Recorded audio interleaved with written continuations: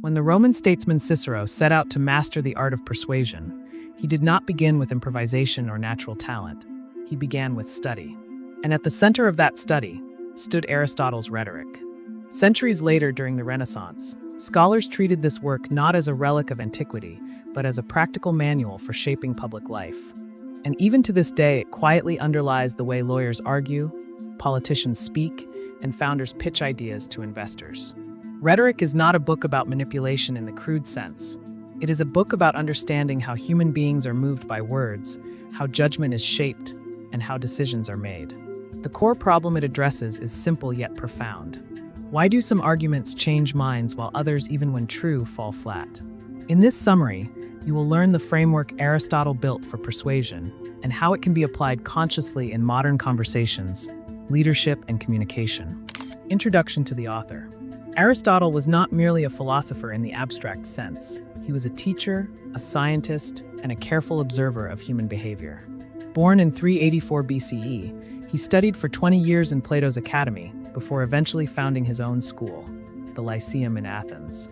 Unlike Plato, who often wrote in dialogues and reached toward transcendent ideals, Aristotle had a grounded and analytical temperament. He classified plants and animals, analyzed political systems, and studied ethics with an eye toward practical flourishing, and rhetoric emerged from this same spirit of inquiry. At that time, public speaking was central to civic life in Athens, where citizens argued legal cases and debated policies directly. Aristotle noticed that persuasion was already happening everywhere, yet it lacked systematic understanding. And hence, rather than dismissing rhetoric as mere flattery as some philosophers did, he treated it as a craft that could be examined, refined, and taught. The foundational principle. The unifying principle of rhetoric is that persuasion rests on understanding the psychology of the audience. Aristotle argues that rhetoric is the faculty of observing, in any given case, the available means of persuasion. This definition shifts the focus away from tricks or formulas and toward awareness. Effective persuasion is not about speaking louder or using ornate language. It is about aligning your message with how people actually think and feel. Aristotle identifies three primary modes of persuasion: ethos, which concerns the character of the speaker; pathos, which concerns the emotions of the audience; and logos, which concerns the logical structure of the argument. These three are not isolated tools, they work together. When a speaker is perceived as credible, when the audience feels emotionally engaged, and when the reasoning appears sound, persuasion becomes natural rather than forced. Key lessons and how to apply them. The first major theme in rhetoric is the power of ethos, or character. Aristotle insists that we are more likely to be persuaded by someone we consider trustworthy, knowledgeable, and morally grounded. And importantly, ethos is not merely a reputation built outside the speech. It is constructed within the speech itself. Through tone, word choice, and demonstrated understanding, a speaker signals competence and goodwill. Aristotle observes that audiences ask, often unconsciously, whether this person seems sensible, virtuous, and aligned with our interests. In modern settings, whether you are leading a team or creating content, credibility must be established before argumentation becomes effective. This means demonstrating familiarity with opposing views, acknowledging uncertainty where it exists, and showing that your aim is mutual benefit rather than personal gain. If you rush into facts without establishing trust, resistance forms quickly. Begin by showing that you understand your audience's concerns and that you share common ground. And over time, consistent integrity becomes your strongest persuasive asset. The second major theme is pathos, or emotional appeal. Aristotle does not treat emotion as irrational noise, and he sees it as a fundamental component of judgment. Anger, fear, hope, pride, and compassion all shape how people evaluate arguments. In rhetoric, Aristotle carefully analyzes different emotions, explaining what triggers them and how they alter perception. For example, people who feel wronged are more receptive to arguments about justice, while those who feel secure may be more open to long-term reasoning. Emotional intelligence is not separate from persuasion. It is central to it. Before presenting data or proposals, consider the emotional state of your audience. Are they anxious about change, proud of past success, or frustrated by setbacks? Tailor your message accordingly. If a team is fearful, emphasize stability and support. If they are ambitious, highlight opportunity and growth.